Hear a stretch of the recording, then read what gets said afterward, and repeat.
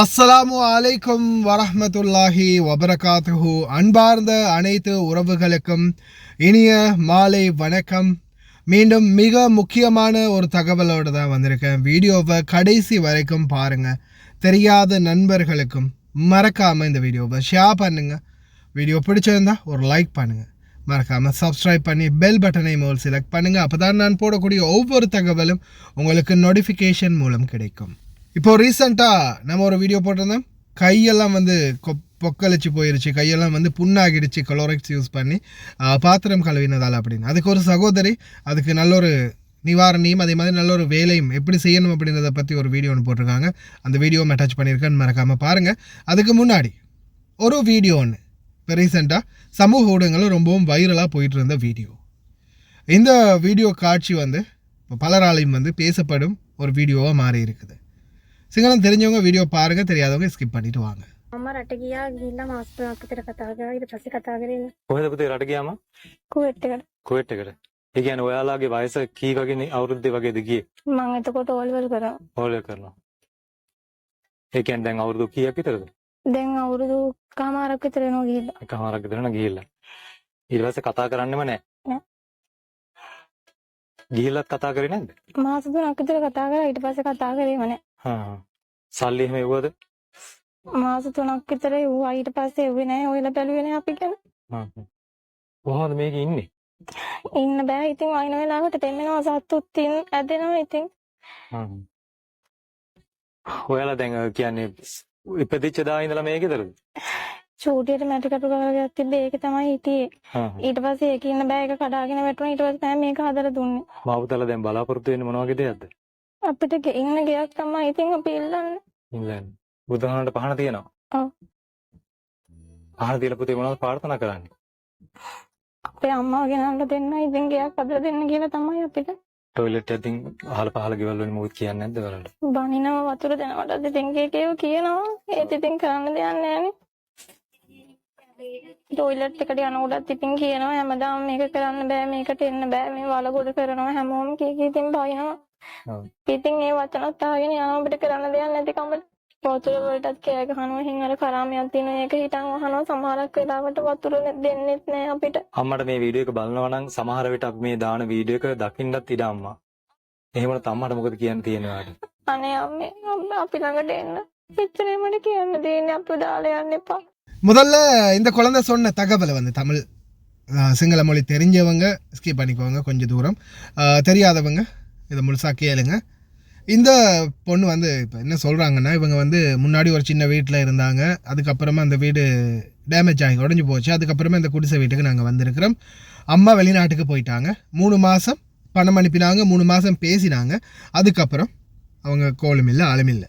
சரி, அந்த டாப்பிக்கு போகிறதுக்கு முன்னாடி அதுக்கப்புறமா போகலாம். அதுக்கு முன்னாடி இப்போ அவங்க சொல்கிறாங்க இப்படி தான் தண்ணி வசதி இல்லை, வீடு வசதி இல்லை, பாத்ரூமு கூட பக்கத்தில் இருக்கிற வீட்டில் தான் யூஸ் பண்ண வேண்டி இருக்குது. தண்ணி கொஞ்சம் எடுக்கிறனாலும் பக்கத்து வீட்டில் தான் எடுக்கிறது. மின்சார வசதி, அதாவது மின்சாரமும் வந்து பக்கத்து வீட்டில் தான் எங்களுக்கு கொடுக்குறாங்க அப்படின்ற மாதிரி சொல்லியிருந்தாங்க. அதுக்கப்புறம் என்ன ஆகுதுன்னு பார்த்தீங்கன்னா, இப்போ இந்த இதை வந்து பக்கத்து வீட்டுக்காரங்க ரெகுலராக யாராக இருந்தாலும் தொடர்ந்து இந்த மாதிரி ஒரு சிலர் யூஸ் பண்ணலாம், சிலர் வந்து விடுவாங்க. ஒரு சிலர் வந்து என்னது எப்போ பார்த்தாலும் தொடர்ந்து இதே வேலையாக இருக்குது. இப்போ இந்த பொண்ணு சொல்கிற கதையும் அதுதான். பக்கத்து வீட்டுக்காரங்க அயல் வீட்டுக்காரங்க என்ன சொல்கிறாங்கன்னா, என்னது தொடர்ந்து இதே வேலையாக இருக்குது, இதெல்லாம் டெய்லியெல்லாம் இப்படியே இருக்க முடியாது அப்படி இப்படின்னு திட்டுவாங்களாம். பாத்ரூம் அவசரமாக ஏதாவது முடியாத கட்டத்தில் கூட திட்டினாலும் அந்த திட்டை வாங்கிட்டு சகிச்சுக்கிட்டு என்ன செய்கிறது, மானத்தை இழந்தாலும் சரி பாத்ரூம் போகணும் அப்படின்ற சூழலால் நாங்கள் வந்து அவங்க வீட்டுக்கு தான் பக்கத்து வீட்டில் தான் போவோம். அதே மாதிரி தண்ணீர் வசதி, அதுக்கும் கூட எப்போ பாரு தண்ணி கொடுத்துக்கிட்டெல்லாம் இருக்க முடியாது, இப்படியெல்லாம் பண்ணிகிட்டு இருக்க முடியாது அப்படின்னு அந்த அயல் வீட்டுக்காரங்க கொஞ்சம் அந்த தெரியாத வசைப்பாடுவாங்க அப்படின்ற மாதிரி அவங்க சொல்கிறாங்க, பின்புறமாக பேசுவாங்க அப்படின்னு. அதே மாதிரி தான் மின்சாரம் வந்து இவங்க வீட்டுக்கு எடுத்திருக்கிறாங்க படிக்கிறதுக்காக, இனி அவங்களுடைய அன்றாட தேவைகளுக்காக மின்சாரத்தை எடுத்திருக்கிறாங்க. அந்த மின்சாரத்தை கூட சில நேரங்களில் இடைநிறுத்தி விட்டுருவாங்க, மின்சாரத்தையும் கட் பண்ணி விட்டுருவாங்க. அப்படி கட் பண்ணி விட்டால் எங்களுக்கு சில நேரங்களில் கரண்ட் வசதி கூட இருக்காது. அப்போ இப்படியான சூழலில் தான் நாங்கள் வாழ்ந்துட்டு இருக்கிறோம். எங்களுக்கு சரியான ஒரு வீட்டு வசதியும் இல்லை, அதே மாதிரி மின்சார வசதி, பாத்ரூம் வசதி எதுவுமே இல்லை, ஒரு டாய்லெட் கூட இல்லை. இதுதான் எங்களுடைய நிலைமை. அப்படின்னு இந்த பொண்ணு சொல்கிறாங்க. அப்படியே சொல்லும்போது இப்போ இந்த பேட்டி எடுக்கிறவர் இந்த மீடியாக்காரர் கேட்குறாரு, அம்மா வந்து இந்த வீடியோ ஒரு வேளை பார்க்கணும்னு நாங்கள் நினைக்கிறோம், பார்க்கணும். அப்படி பார்த்தா அம்மா கிட்ட என்ன கேட்குறீங்க அப்படின்னு கேட்கும்போது, அம்மா எங்களை விட்டுட்டு போயிடாதீங்கம்மா, எங்கள் கூட வந்து இருங்கம்மா, அம்மா நீங்கள் எங்களுக்கு வேணும் அப்படின்ற மாதிரி இந்த பொண்ணு அழுகுற மாதிரி அந்த டாபிக் முடியுது. சரியா? இப்போது சரி, அம்மாவுடைய பக்கம் நம்ம வருவோம். இப்போ நம்ம இதெல்லாம் பார்க்கும்போது பாருங்கள், பிள்ளையெல்லாம் எவ்வளோ கஷ்டப்படுது. ஒரு பாத்ரூம் போகிறதுக்கு ஒரு ஏற்பாடு கூட இல்லை, வீடெல்லாம் எவ்வளோ கஷ்டம். இந்த வெளிநாட்டுக்கு வரும்போது இவங்க அந்த கஷ்டத்தையெல்லாம் நினச்சிட்டு வந்துட்டு அதுக்கப்புறம் இங்கே வந்தவனைங்க அவங்களுடைய குணத்தை மாற்றிடுறாங்க.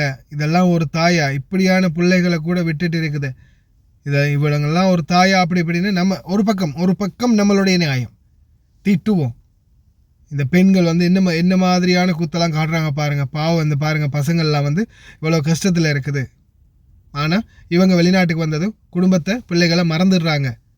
ஒன் சைடு அது இருக்குது. ஓகே, ஒன் சைடு அது இருக்குது. ஓகே, அந்த டாபிக் இருக்குது. அதே போல தான் உங்களுக்கு தெரியுமா, இது வரைக்கும் எத்தனை கேஸ் அம்மாவை காணும் அப்படின்னு தேடி 3 மாதம் 6 மாதம் 1 வருஷம் 2 வருஷம் 5 வருஷம் 10 வருஷத்துக்கு அப்புறமும் தாய் தகப்பனை காணும்னு அப்படின்னு தேடி பார்க்கும்போது கடைசியில் ஒன்று அவங்க ஜெயிலில் இருக்கிறாங்க, இன்னொன்று இறந்து மண்ணறைக்குள்ளே இருக்கிறாங்க. சில வீடுகளில் கஃபீல் என்ன சொல்கிறாங்கன்னா, போயிட்டாங்க, அவங்க வீட்டை விட்டு போயிட்டாங்க, அவங்க தப்பி ஓடிட்டாங்க, வீட்டை விட்டு தப்பி ஓடிட்டாங்க. இந்த மாதிரி தகவல்கள். அன்பார்ந்த சகோதரர்களே சகோதரிகளே, இன்னைக்கும் இந்த சாஃபர் ஜெயில், அதாவது டிப்ரெஷன் ஜெயில், அதே மாதிரி அந்த சாப்பர் டிபோர்ட் பண்ணுற இடம், அதே மாதிரி சாப்பர் ஜெயில், அதே மாதிரி பார்த்திங்கன்னா இந்த பப்ளிக் அத்தாரிட்டி ஃபார் மேன் பவருடைய காப்பகம், ஓகே, அமாலா மன்சிலி, இந்த மாதிரி இடங்களில் கிட்டத்தட்ட ஆயிரக்கணக்கான பணிப்பெண்கள் வருட காலமாக, மாத காலமாக இல்லை வருட காலமாக இருக்கிறாங்களாம். இது எனக்கு கிடைத்த தகவல். ஒவ்வொருத்தரும் உள்ளே போவாங்க இல்லையா, போயிட்டு வந்தவங்க சொன்ன தகவல். இந்த பொய் கேஸை போட்டு உள்ள தள்ளினது இல்லை, உண்மைக்குமே அவங்க ஏதாவது தவறு செஞ்சு ஆதாரபூர்வமாக மாட்டிக்கிட்டது, இந்த மாதிரி தவறுகளால் சிலர் வந்து வருட கணக்கில் ஜெயிலில் இருக்கிறாங்க. இந்த கள்ளச்சாராயம் காட்டுற கும்பல் இருக்காங்க இல்லையா, அந்த என்ன சொல்கிறது, அதுக்கு கள்ளச்சாராயம் காய்ச்சிற கும்பல், அந்த கும்பலோடு இருந்து பிடிப்பட்டவங்க, போதைப் பொருள் விற்பனையாளர்களோடு இருந்து பிடிப்பட்டவங்க, இல்லை திருட்டு கேஸு, வேறு ஏதாவது மர்டர் கேஸு, இல்லை ஏதாவது ஒரு அபியூஸ் கேஸ், இந்த மாதிரி ஏதாவது பிரச்சனைகளில் மாட்டின்னு நிறைய பேர், ஆண்களோ பெண்களோ நிறைய பேர் ஜெயிலில் இன்றைக்கு வரைக்கும் இருக்கிறாங்க. முதலாவது தகவல் அது. இரண்டாவது, உங்களுக்கே தெரியும், சவுதி அரேபியா, குவைத், மற்ற நாடுகளில் கூட, ஆனால் குறிப்பாக குவைத்தும் சவுதி அரேபியாவும் நிறையவே மரணங்களை நம்ம பார்த்துருக்கிறோம் இல்லையா. அதே போல் இப்போ ரீசண்டாக எல்லாருக்குமே தெரியும், மொத்த குவைத்தே அலற வச்ச சம்பவம் என்னது, பிலிப்பீனி ஒருத்தங்களை கொண்டு புதைச்சி 2 மாதத்துக்கு அப்புறமா சடலம் வெளிவந்தது. தன்னுடைய வீட்டு வளாகத்திலேயே புதைச்சி 2 மாதத்துக்கு அப்புறமா சடலம் வெளியே வந்தது. ஞாபகம் இருக்கா இல்லையா? அப்போது நல்லா சிந்திச்சு பாருங்க, இந்த மாதிரி இன்னும் எத்தனை கேஸ், இன்னும் எத்தனை பிரச்சனைகள் இந்த நாடுகளில் நடந்துக்கிட்டு இருக்குது. ஒரு சிலர் இருக்கிறாங்க, நான் உண்மைக்குமே எல்லாரையும் வந்து அப்படின்னு சொல்லலை, எல்லாரையும் வந்து இப்படின்னு சொல்லலை, ஒரு சிலர் இருக்கிறாங்க தான் டிக்டாக்ல ஆட்டம் போட்டுக்கிட்டு பாட்டு பாடிக்கிட்டு இங்கே வந்து எவனையாவது பிடிச்சிக்கிட்டு வாழ்க்கையை வந்து ஃபுல்லாகவே வேறு மாதிரி ஜொலி டைப்பில் குழந்தைகளை குடும்பத்தை மறந்து ஜொலி டைப்பில் கொண்டு போகக்கூடியவங்களும் இருக்கிறாங்க. சிலர் வந்து அந்த விரக்தியில் வெறுத்து போய் வேணாம் இவங்களோடையெல்லாம் பேசி என்ன மைத்த கண்டு அப்படின்ற மாதிரி அந்த மாதிரி ஒரு ஆத்திரத்தில் ஆதங்கத்தில் ஒரு சிலர் இருக்கிறவங்களும் இருக்கிறாங்க. ஆனால் ஒரு சிலர் நான் முன்னாடி சொன்ன மாதிரி ஆபத்தில் சிக்கி இருக்கலாம், உயிரே விட்டு இருக்கலாம், இந்நேரம் மன்றபில் இருக்கலாம், மண்ணறையில் இருக்கலாம், அல்லது சிறையில் இருக்கலாம். முதலாவது உங்களுடைய வியூகத்தை நிறுத்துங்க. உண்மைக்குமே நீங்கள் இந்த டிக்டாக்ல பார்க்குறீங்க, அவங்க அந்த டிக்டாக்ல வீடியோ போட்டு நல்லா ஜொலியாக தான் இருக்கிறாங்க, நம்மளை தான் மறந்துட்டாங்க அப்படின்ற நிலைமையில் இருந்தால் ஓகே, அது கண்ணால் நீங்கள் காண்றீங்க. கண்ணால் காணாத பட்சத்தில், காதால் கேட்காத பட்சத்தில், அவங்கள பற்றி தெரியாத பட்சத்தில் தயவு செய்து வெளிநாட்டு வேலைவாய்ப்பு பணியகம், எங்களுடைய வெளிநாட்டு தூதரகங்கள், இவங்களுடைய காண்டாக்ட் நம்பருக்கு போய் காண்டாக்ட் பண்ணி பேசி அதே மாதிரி அவங்களுடைய நிலைமை என்ன, அவங்கள பற்றின தகவல் என்ன அப்படின்றத வெளிநாட்டு வேலைவாய்ப்பு பணியகத்தில் கம்ப்ளைண்ட் பண்ணி அவங்கள பற்றின டீட்டெயில்ஸை முதலாவது கேதர் பண்ணுங்கள், விசாரிங்க. தூதரகம் அதுக்காக அவங்களுக்கு ஆள் போட்டு என்ன ஏதுன்றதை விசாரிப்பாங்க. அப்படி எல்லாம் ஓகே, அவங்க உண்மையிலேயே இன்னொரு இடத்துல இருக்கிறாங்க, பேச பிடிக்கல அப்படின்ற தகவல் அவங்களுக்கு கிடைச்சா ஓகே, அவங்களுடைய காண்டாக்ட் லிஸ்ட் அவங்களுடைய டீட்டெயில்ஸ் எல்லாமே கிடைச்சா. அப்படி இல்லைன்ற பட்சத்தில் அவங்கள தேடி பார்க்கும்போது ஒன்று அவங்க சிறையில் இருக்கலாம், அப்படி இல்லையா அவங்க காணாமல் போயிட்டாங்க அப்படின்னு கஃபீல் சொல்லலாம். அதே மாதிரி ஒரு சில நேரங்களில் அவங்களுக்கு கொன்று புதைச்சி கூட இருக்கலாம். எல்லாமே லாம் போட்டதுக்கு எத்தனையோ விடயம் நடந்து நம்ம கண் முன்னாலே நம்ம எத்தனையோ விடயங்களை பார்த்துருக்கோம். நானே எத்தனையோ செய்திகளில் நான் சொல்லியிருக்கிறேன் இல்லையா? அதால் அன்பார்ந்த சகோதர சகோதரிகளை, முதலாவதாக இந்த மீடியாவில் போடுறதையோ அல்லது இவங்களை கண்டுபிடிச்சி கொடுங்க, இல்லை இவங்க இப்படி போயிட்டாங்க, எங்களுக்கு இப்படி அநியாயம் செஞ்சுட்டு போயிட்டாங்க, எங்களை பார்க்குறதே இல்லை, வைக்கிறதே இல்லை அப்படின்னு குறை கூறத்தை விட்டுட்டு சட்ட ரீதியாக நடவடிக்கை எடுங்க. அவங்கள பற்றி தேடுங்க. அவங்க இருக்கிறாங்க, ஆமாம் அவங்களோட பேச பிடிக்கலன்னு சொன்னால் அது வேறு விஷயம். ஆனால் அவங்கள முதல்ல தேடாமல் சட்ட நடவடிக்கை எடுக்காமல் தயவு செய்து உங்கள் பாட்டுக்கு ஒவ்வொரு கதைகளை கதைக்காதீங்க. சிந்திச்சு செயல்படுங்க. இன்றைக்கி எத்தனையோ பேர் இறந்து மண்ணுக்குள்ளே இருக்கிறாங்கன்றதை ஞாபகத்தில் வச்சுக்கோங்க. சரியான நீதி கிடைக்கப்படவும் இல்லை. அவங்கள பற்றி தேடுறதையும் விட்டுட்டாங்க குடும்பத்தில் உள்ளவங்க. சிலர் 15 வருஷத்துக்கு பிறகு 20 வருஷத்துக்கு பிறகு மாப்பிள்ளையை காணும், பொண்டாட்டியை காணும், அப்பாவை காணும், அம்மாவை காணும், பிள்ளையை காணும்னு வராங்க. ஏன் இத்தனை வருஷமாக கோமாவில் இருந்தீங்கன்னு கூட ஒரு சிலருக்கு நான் கேட்டுக்கிறேன். கோவத்தில் போயிட்டாங்க கட் பண்ணிவிட்டு. ஏன்னா இவ்வளோ காலம் என்ன பிடுங்கிட்டு இருந்தீங்க? 10 வருஷமாக காணல, 5 வருஷமாக காணலன்னா இப்போ வாரீங்க தேடுறதுக்கு. அது யாராவது ஒருத்தரோட வீடியோ போட்டு இவரை காணவில்லை, இவரை பற்றின தகவல் தெரியுமான்ற ஏதாவது வீடியோவோ இல்லை ஏதாவது அட்வர்டைஸ்மெண்ட்டை பார்க்கும்போது தான் ஞாபகம் வர்றது அந்த டைமில். நம்ம காணாமல் போனவங்கள இவங்கள்ட்டே கேட்டு பார்ப்போமே அப்படின்னு. அதுக்கு முதல்லாம் அவங்கள மறந்துடுறது. வெளிநாடு வாழ் சொந்தங்கள் காசு இருக்கும் வரைக்கும் தான் மதிப்புன்ற மாதிரி, காசு வந்தாலும் வராட்டியும் கொஞ்சம் அவங்களையும் தேடுங்க. அதுதான் என்னால் சொல்ல முடிஞ்சது. நல்ல டிப்ஸ் ஒன்று சொல்லியிருந்தாங்க ஒரு சகோதரி. அதாவது இப்போ கையெல்லாம் பார்த்திங்கன்னா கொப்பளிச்சு அல்லது புண்ணாகி போய் இருந்துச்சு இல்லையா, இந்த குளோரெக்ஸ் யூஸ் ஆகலை அல்லது அந்த சில கெமிக்கல் ஆகலை, அதுக்கு நல்ல டிப்ஸ் கொஞ்சம் சொல்கிறாங்க. வீடியோவையும் பாருங்கள் அவங்களுடைய செயல்முறையே. அதில் குறிப்பாக பார்த்திங்கன்னா அந்த பாத்திரம் கழுவும் போது முதலாவது குளோரெக்ஸ் தண்ணியில் கலந்து யூஸ் பண்ண சொல்கிறாங்க. அதே மாதிரி பாத்திரம் விளக்கும் போது கொஞ்சம் எலுமிச்சஞ்சாறு, வினாகர் கொஞ்சம், அதோட பேக்கிங் சோடாவும் அதோட சேர்த்து கொஞ்சம் அந்த சவர்க்கார கரைசல், அதாவது அந்த லிக்யூட், டிஷ்வாஷ் லிக்யூட் அதுவும் கலந்து, அப்போ அது நாளையும் கலந்து பார்த்திங்கன்னா தண்ணியோடு சேர்த்து அதில் அவங்க பாத்திரம் விளக்க சொல்கிறாங்க. இந்த வீடியோவை பாருங்கள். ක්ලෝරික්ස් දානකොට ඉස්සෙල්ලා මේ වගේ බෝතලයකට වතුර භාගයක් විතර දාන්න. ඔය අත පුපුරලා තියෙනවයි කියනවනේ. ඒක අපි ડોක්ටර්ස්ලා නෑනේ මේ. අපි ඉතින් මොකක් හරි දෙයක් හිතලම කරන්න ඕනේ මේ. ඊට පස්සේ මේ ක්ලෝරික්ස් පොඩ්ඩක් දාගන්න.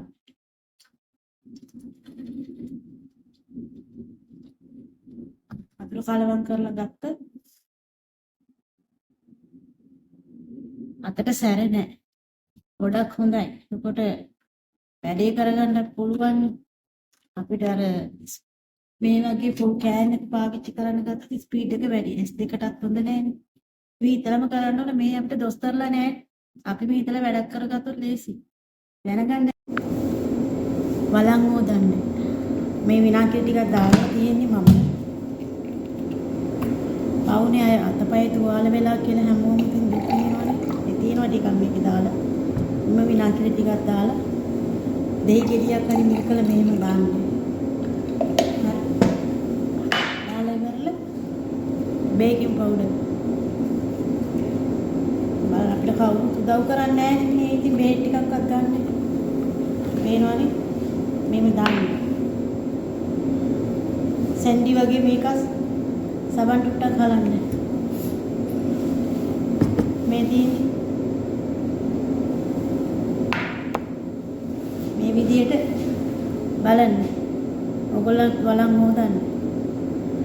එතකොට අත තුවාල වෙන්නේ නැහැ. අර මේ මුකුත් දෙන්නේ හැම දෙයක්ම හරි පිරිසුදු. මේ විදියට කරලා බලන්න ඔයගොල්ලෝ. අපිට මේ කවුරුත් නැහැනේ උදව් කරන්න. බේත් ටිකක් ගේන්න යන්න කවුරුත් නැහැ. අත පැලෙනවා නම් රැට හොඳට වැස්ලින් ටිකක් දාලා ග්ලව්ස් එකක් දාලා නිදාගන්න.